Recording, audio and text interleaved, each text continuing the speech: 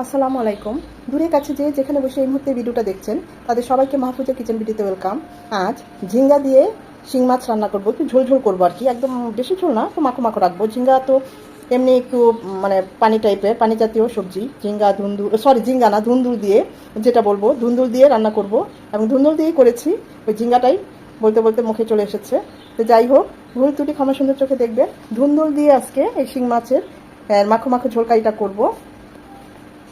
আমি তো এভাবে প্রায় করি। দেখতেই পাচ্ছেন লুকসটা কত সুন্দর এসেছে। দেখতে যতটা সুন্দর হয়েছে, খেতে তার চেয়েও বেশি মজা হয়েছে। গরম গরম ভাত দিয়ে একদম জমে যাবে। আশা করি ভিডিওটা আপনাদের ভালো লাগবে।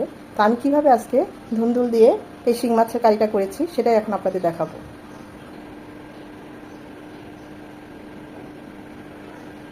সাথে আলু ভর্তা করেছি, আলু দিয়ে মুরগির মাংসের ঝোল করেছি, টমেটো দিয়ে সালাদ করেছি।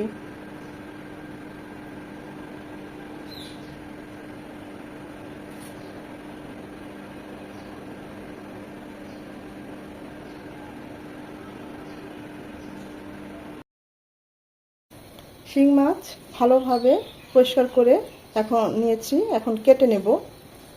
আমরা তো এটাকে ধুন্দুল বলি। এই ধুন্দুল দিয়ে শিং মাছ রান্না করব আজকে।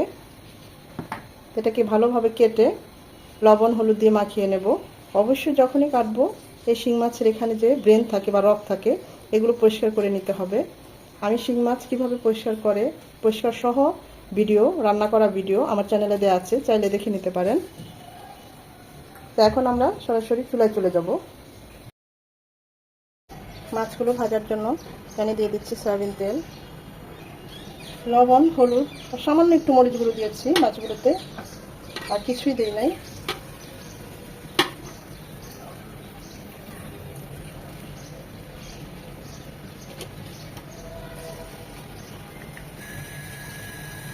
যে কোনো মাছ রান্না যখন করবো কড়া করে ভাজবো না, জাস্ট এপিট উপিট এক মিনিট করে ভেজে নেবো, হালকা করে আর কি ভেজে নেবো।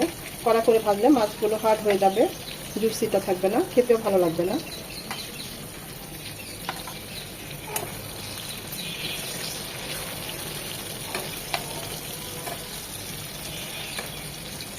ওই পাশটাও এরকম 1 মিনিট ভেজে নেব।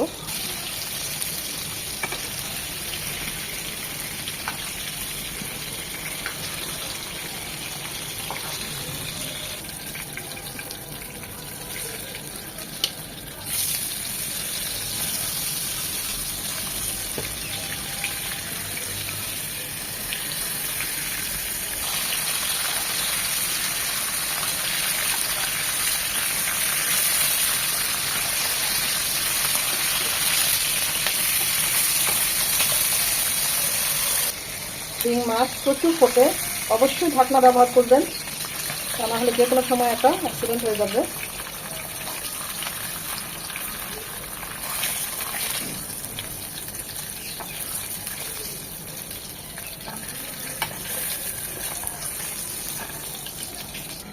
রান্নার জন্য দিয়ে দিচ্ছি 3 চামচ সয়াবিন তেল, একটা বড় সাইজের পেঁয়াজ কুচি। লাল লাল হওয়ার দরকার নেই, ভালোভাবে একটু নরম হবে ওই পর্যন্ত অপেক্ষা করব। পেঁয়াজটা নরম হয়ে এলে দিয়ে দেবো উঁচু করে 1 চামচ আদা রসুনের পেস্ট। আমি আরও হাফ চামচ দেবো, 1.5 চামচ আদা রসুনের পেস্ট দিলাম। আদাটাকে 1 মিনিট ভেজে নেব, যেন ভাজালো গন্ধটা চলে যায়। আদাটাকে 1 মিনিট ভেজে নেওয়ার পর এখানে সব 1 চামচ করে আছে। 1 চামচ হলুদ গুঁড়ো, 1 চামচ মরিচ গুঁড়ো, 1 চামচ ভাজা জিরে গুঁড়ো, তো সব কিছু পানি দিয়ে গুলিয়ে দেবো।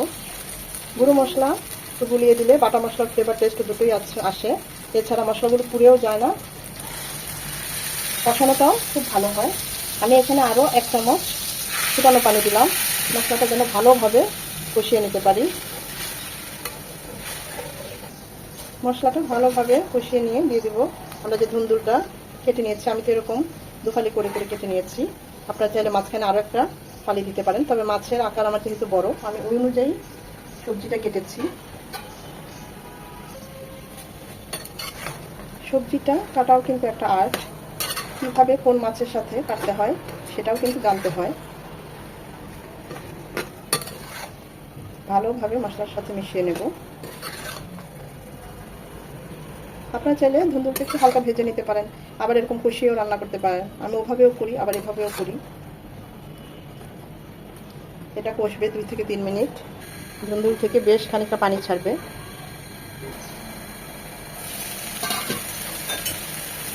সাথে দিয়ে দিব একটা টমেটো।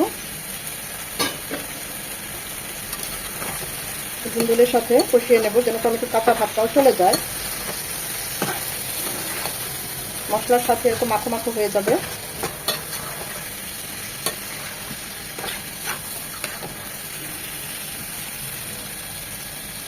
আরও 1-2 মিনিট কষিয়ে নেব, যেহেতু মাত্র টমেটোটা দিয়েছি। টমেটোটাকে 1 মিনিট কষিয়ে নিয়ে দিয়ে দেবো ফুটানো পানি। ধুন্দুল থেকে বেশ খানিকটা পানি বের হবে। আমি 1 কাপ ফুটানো পানি দিলাম। ঝিঙ্গা, ধুন্দুল এগুলিতে প্রচুর পানি ওঠে, তাই পানিটা অবশ্যই বুঝে দিবেন। ঝোলটা কীরকম রাখবেন ওই অনুযায়ী পানিটা দিবেন।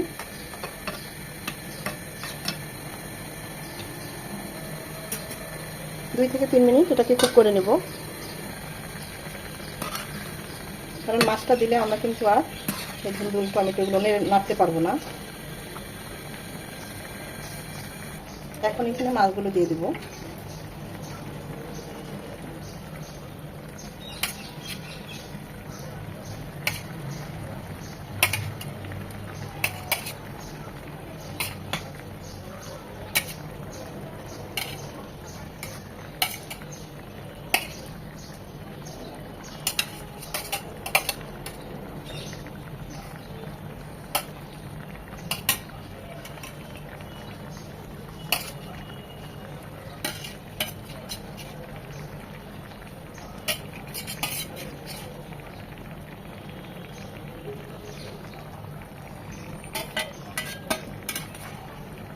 দিয়ে দিব 4টা কাঁচা পাকা মরিচ। মাথাটা এভাবে ভেঙে দিবেন, এতে করে কাঁচা মরিচের ফ্লেভারটা বের হয়ে আসবে, কিন্তু ঝাল হবে না। যারা ঝাল খেতে পছন্দ করেন মাঝখানে কেটে দিবেন। স্বাদ মতো লবণ,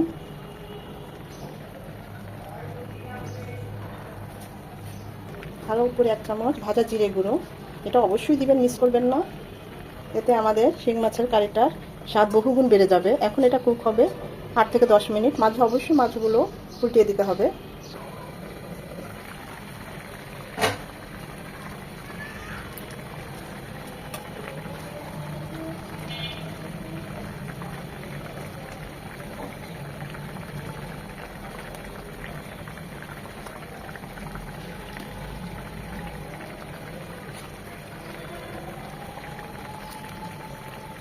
ঝিঙ্গা, ধুন্দুল, পটল এই একই রেসিপি ফলো করে যে কোনো মাছ এভাবে রান্না করতে পারেন, অসম্ভব ভালো হয়। একবার এভাবে খেয়ে দেখবেন, সত্যি বলছি। এভাবে আমি আরেকটু মাখো মাখো করবো, তো এটা মাখো মাখো হলেই ভালো লাগে, বেশি ঝোল ঝোল ভালো লাগে না। ঝিঙ্গা, ধুন্দুল এই ধরনের তরকারি ঝাল হলেও বেশি একটা ভালো লাগে না। আমি আরেকটু এখন আর ঢাকবো না, 2-3 মিনিট এভাবেই রেখে ঝোলটা টানিয়ে নেব।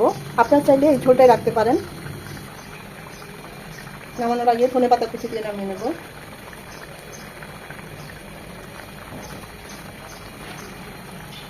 টেস্ট করেছি, সব ঠিক আছে, মাশাআল্লাহ, খুব মজা হয়েছে।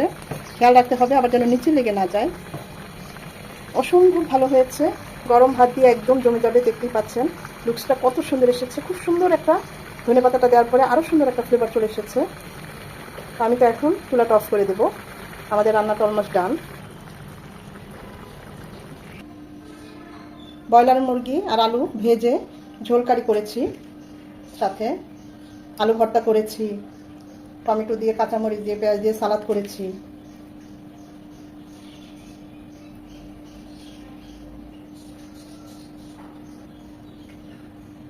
যারা এখনও ধুন্দুল, ঝিঙ্গা দিয়ে এরকম শিং মাছটা ঝোলকারি করে খান নাই, তাদেরকে আমার রিকোয়েস্ট থাকবে একবার হলে এভাবে ট্রাই করবেন। অসম্ভব ভালো হয়, সত্যি বলছি, খুবই ভালো হয়। একবার খেলে এভাবেই বারবার করে খেতে ইচ্ছে করবে, এইটুকু অন্তত বলতে পারি। অসম্ভব মজা হয়েছে, গরম ভাত দিয়ে খুবই ভালো লাগে। অল্প মশলা, অল্প তেল, চেষ্টা করেছি। আমি এভাবে প্রায়ই করি। আশা করি ভিডিওটা আপনাদের ভালো লেগেছে। আর যদি ভালো লেগে থাকে অবশ্যই একটা লাইক দিবেন, কারণ আপনাদের এই একটা লাইক পরবর্তী ভিডিও করতে আমাকে উৎসাহিত করে, সাহায্য করে। আর ভিডিওটা ভালো লেগে থাকলে যারা এখন এভাবে ট্রাই করেন নাই, একবার হলেও ট্রাই করবেন। ট্রাই যদি করেন বাসায়, আমাকে কমেন্ট করে জানাবেন কেমন হয়েছে। আপনাদের একটা কমেন্ট, একটা লাইকের অপেক্ষায় থাকি। আমি চেষ্টা করি সবার কমেন্টের উত্তর দিতে। আমার খুব ভালো লাগে। গঠনমূলক কমেন্ট সবসময় করবেন, আপনারা আমার পাশে থাকবেন, এটুকুই কাম্য।